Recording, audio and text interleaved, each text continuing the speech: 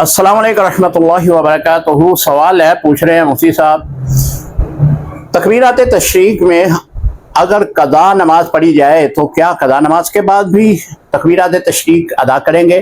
जी मोहतरम, कदा नमाज के बाद भी आप जो फ़र्ज़ आप अदा करेंगे उसके बाद भी तकबीरात तशरीक पढ़ेंगे।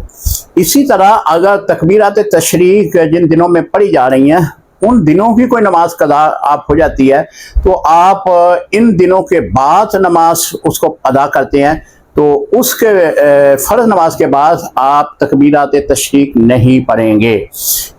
ये सिर्फ 9 ज़ुल्हज से लेकर नमाज फजर से लेकर 13 ज़ुल्हज की नमाज असर तक है।